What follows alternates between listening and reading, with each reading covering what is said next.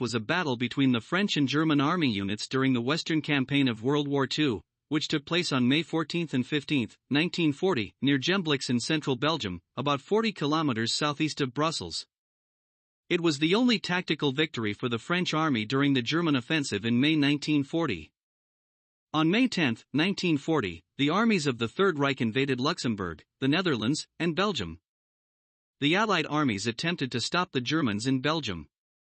By dawn on May 14, General Prey's cavalry, mechanized, corps was holding back the German tank divisions of the 16th Panzer Corps led by Gopner at the front-line position on the Get River, near Annie, and then retreated to join the First Army in the Gembloux area. The First French Army, commanded by General Blanchard, consisting of 6 infantry divisions, including 3 motorized divisions, was ordered to defend the area from Gembloux to Wavre and thus halt the advance of the German tanks. The 4th Corps of the First French Army was to protect the line from Rennes to Béziers. General Gopner was part of the 4th Panzer Division and aimed for a quick breakthrough on both sides of Ernage. At dawn on May 14, around 7 a.m., in a dive and flying almost at ground level, Stukas bombarded the railway line and the surroundings of Ernage for an hour, causing only minor losses.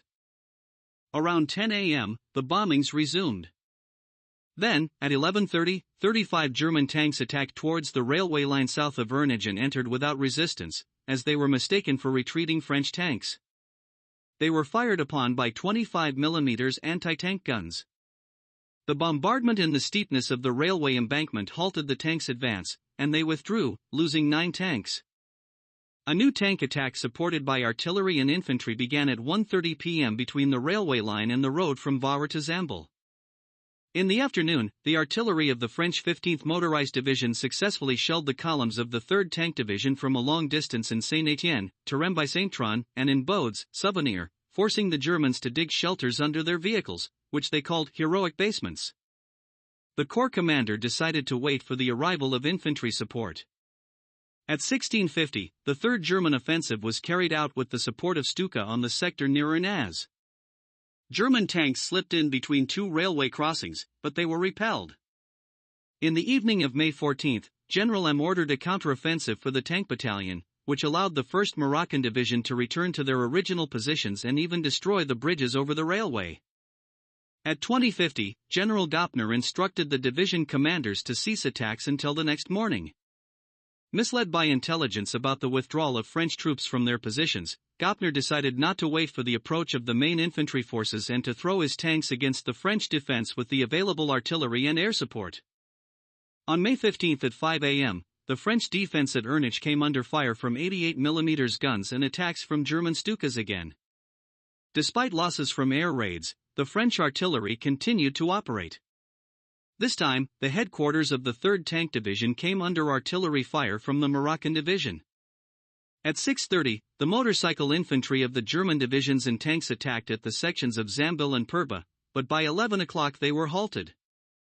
Only 1 battalion reached the railway line, after which a counterattack by the Moroccan division, supported by tanks, immediately followed, against which the German anti-tank guns were quite ineffective, forcing the enemy to retreat.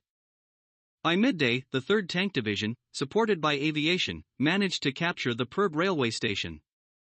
German tanks broke through the defenses of the 110th Moroccan Regiment and penetrated beyond the railway line, thus severing the connection with the 3rd Army Corps. The 7th Moroccan Regiment was forced to abandon Ernage.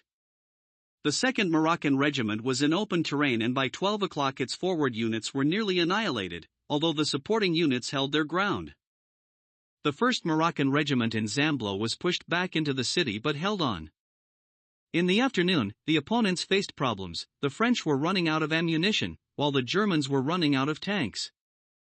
At 6 p.m., the German infantry began to abandon their captured positions due to heavy artillery fire from the French.